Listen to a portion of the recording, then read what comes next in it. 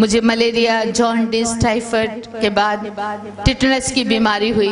भयंकर बीमारी है जिसका इलाज दुनिया में नहीं है, और उस बीमारी की हालत में थी और मुझे परमेश्वर ने उस बीमारी से मेरी मृत्यु हो गई और मुझे उस मृत्यु से प्रभु यीशु ने दोबारा बचाया है, जो मैं आपके सामने खड़ी हूँ। हालेलुया। और ये किस प्रकार हुआ मैं आपको इसका सारांश में बताना चाहती हूँ कि मेरी जब हॉस्पिटल से मुझे डिस्चार्ज कर दिया गया, डेड बॉडी ले जाओ, दफनाने का समय हो गया है, और मुझे लेकर आ गए, घर लाके घर में रख दिया। सारे रिश्तेदार, हमारे बहन भाई सब जमा हो गए लाश को देखने के लिए, और सबने देखा, और देखने के बाद रोए पीटे थोड़े। मेरे भाई, दूसरे बहन भाई तो अमेरिका में थे, कोई नहीं था, बड़े भाई साधु किशन सिंह ही थे, लेकिन मेरे चाचा ताए सब लोग आ गए और उन्होंने देखा और कहा चलो इसका अंतिम संस्कार ही करेंगे। लेकिन मेरे भाई ने कहा, मेरी बहन यीशु मसीह को मानती थी, मैं अपने मसीही बहन भाइयों के पास जाऊंगा, पादरी के पास, चर्च में करेंगे। और इससे वो लोग नाराज हो गए और वो रूठ के चले गए, जा मर, हम नहीं तेरा कुछ करेंगे, और वो चले गए। मेरे भाई ने कहा कोई बात, कहते तुम अगर हमारी मानोगे तब हम तुम्हारे साथ देंगे, नहीं तो नहीं, हमने जरूरत नहीं है। वो चले गए। पादरी साहब से बात की तो पास्टर जी ने कहा हमारे चर्च के ग्रेवयार्ड में दफनाएंगे, और उन्होंने आके देखा, लाश को धुलाया निलाया, और उसके बाद कब्रिस्तान ले जाने के लिए कफिन बॉक्स भी लेकर आ गए रेडीमेड। सब तैयारियां करते करते टाइम ज्यादा हो गया। उन्होंने कहा अभी तो रात में तो कब्र खुदने से खुद ही नहीं जाएगी, टाइम लगेगा, आज रात छोड़ देते हैं, कल सवेरे इसको ले जाया जाएगा। और पादी साहब भी दुआ करके चले गए। उस वक्त मेरे ब्रदर अकेले बैठे, रात तक बैठे दुआ कर रहे थे, और दुआ के बाद उनको भी नींद आने लगी। उन्होंने कहा मैं बैठ के अब क्या करूंगा, चलो मैं भी थोड़ा सा सो जाता हूँ, सवेरे ही तो दफनाना है। और उन्होंने अपनी बाइबल ली, ये जीवनदायक वचन, परमेश्वर का वचन, और इस वचन को लेकर उन्होंने मेरे सिर के पास रखकर कहा, हे पिता, जो तेरी इच्छा है तू कर, मेरी बहन को की आत्मा को तेरे हाथों में सौंप देता हूँ। और इतनी बात कहकर वो जाकर अपने बिस्तर पर लेट गए और उनको गहरी नींद आ गई। और जब उन्होंने प्रभु के हाथ में समर्पण कर दिया, ठीक उसी समय से प्रभु के दूत आ गए और वो मेरी सेवा करने लगे। एक ने एक तरफ से मेरा हाथ पकड़ा, दूसरे ने दूसरी तरफ से हाथ पकड़ा। इतना सुंदर मुझे लग रहा था, बहुत प्यार से वो मुझे उठा के और लेके चलना शुरू कर दिया, और मुझे बादलों के ऊपर उड़ाते हुए लेके जा रहे थे। बहुत अच्छा लग रहा था। और बादलों के ऊपर जाते जाते इतना अच्छी जगह पहुंचे जहां चारों तरफ रोशनी ही रोशनी थी और बहुत सुंदर माहौल था, और वो परमेश्वर का स्वर्गराज था। और वहां पर सोने के घर बने हुए थे, सोने की सड़कें थी, उन पर चलते हुए ले जा रहे थे। और मैंने देखा वहां बहुत सुंदर सुंदर गार्डन भी थे, बड़े प्यारे प्यारे लोग वहां मुझे नजर आए, जो सफेद बस्तर पहने, सिरों पर सोने के मुकुट लगे हुए, और बहुत आदर सम्मान से मुझे अपने पास बुला रहे, आइए आपका स्वागत है हम लोग के साथ में।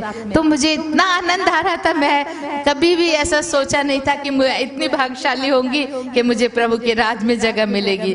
अमूमन लोग देखते हैं कि पहले नरक में जाते हैं, फिर स्वर्ग में, कभी ऐसा दर्शन देखने वाले, पर प्रभु ने मुझे वो वहां का दर्शन नहीं कराया, सीधा मुझे स्वर्ग में प्रभु ने लेके वो जगह दिखाई। और उसके बाद एक बड़े हॉल के अंदर लेके गए, जिसमें एक बहुत बड़ा सिंहासन रखा हुआ था। हालेलुया, महिमा का सिंहासन, प्रभु यीशु का सिंहासन, और प्रभु यीशु सिंहासन पर विराजमान थे।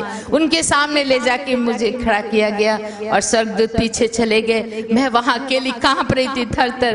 प्रभु के उपस्थिति और महिमा इतनी भरी हुई थी कि मैं अपनी आंखें नहीं खोल पा रही थी, इतना लाइट और इतना आनंद भरा माहौल था।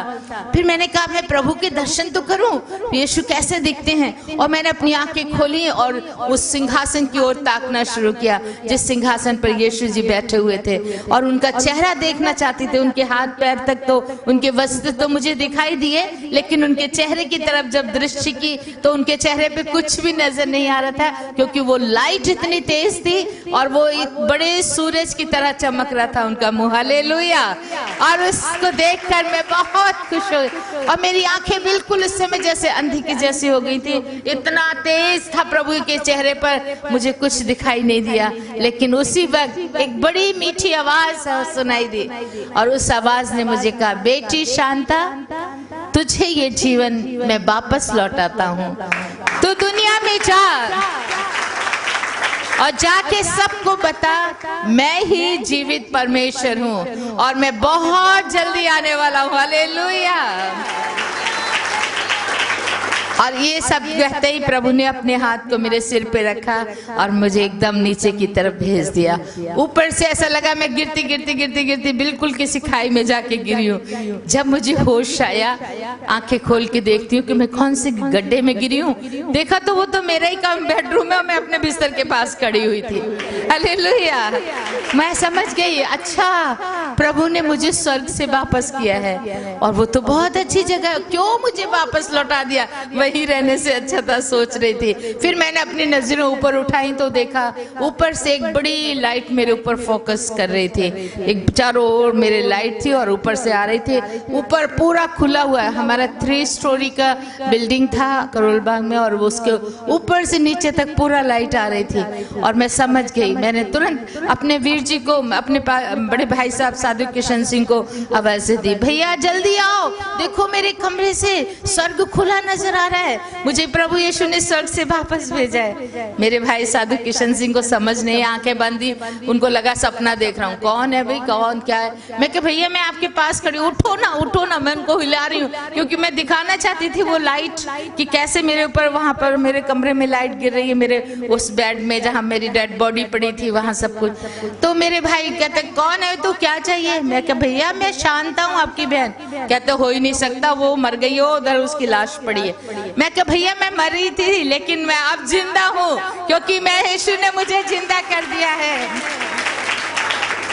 मुर्दे जिंदा हो जाएंगे, तुम्हारे मुर्दे जिंदा हो जाएंगे, ये भविष्यवाणी की गई थी। प्रभु यीशु ने स्वयं कहा, यूहन्ना 5 अध्याय और उसका 21 पद। यूहन्ना 5 और 21 में कहता है कि प्रभु यीशु को यह अधिकार दिया है कि वो मृतकों को जीवन दे। हालेलुया। जैसे पिता जीवित करता है वैसे ही पुत्र को ये अधिकार मिला है और यीशु मसीह ने मुझे ये जीवन वापस दिया है। मेरे भाई की समझ में कुछ नहीं आ रहा था, उठ के बैठ के आंखें मल के मुझे देखा और उस समय मैं वाइट कपड़ों में थी क्योंकि वो कफन के कपड़े थे और उनसे एक लाइट निकल रही थी मेरे शरीर से। मेरे भाई ने सोचा मेरी बहन मर गई है, उसकी आत्मा भूतनी बन के आके खड़ी है और वो उठ के कहता है शैतान चली जाए यहाँ से, तू मुझे क्यों सताने आई है? मैं क्या भैया मैं शैतान नहीं, आत्मा नहीं, मैं आपकी बहन हूँ, आप विश्वास करो। वो कहाँ विश्वास करेंगे, वो दौड़ के गए, मेरे बिस्तर पे जाके देखा, मेरी लाश को ढूंढ रहे हैं, मेरे कफन बॉक्स में देख रहे हैं, कभी इधर उधर जा रहे हैं। मैं कहा, मैं उनके पीछे पीछे घूम रही, मैं कहा भैया क्या ढूंढ रहे हो, मैं तो यहाँ हूँ। तो कहते रुक जा, खड़ी हो जा, मैं तुझे छू के देखूंगा। और उन्होंने मेरे हाथ को ऐसे टच किया, छुआ, स्पर्श किया और स्पर्श करने के बाद उनको विश्वास हो गया। हालेलुया। क्योंकि अगर आत्मा होती तो हाथ में नहीं आती है ना, शरीर के साथ हो और उनका स्पर्श से उनको पता लगा। कहते सच में शांता तू जिंदा हो गई है? मैं क्या सामने तो खड़ी हूँ और क्या, आपने छू के भी देख लिया। और वो खुशी से प्रभु का धन्यवाद करें, धन्यवाद पिता परमेश्वर जो तू जिंदा था, उस तब भी था, आज भी है और हमेशा हमेशा रहे। यीशु कभी नहीं बदलता, वो हमेशा हमेशा एक ही जैसा है। और वो दौड़ के गए पादी साहब को जाके बताने के लिए।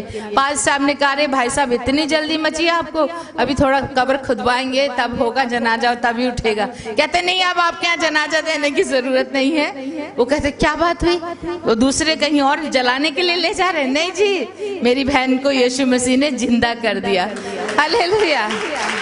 अब पादरी साहब ने मेरे भाई को कहा, भाई साहब, पादरी साधु जी आप सो गए थे क्या? जी बिल्कुल मैं सो गया था रात को।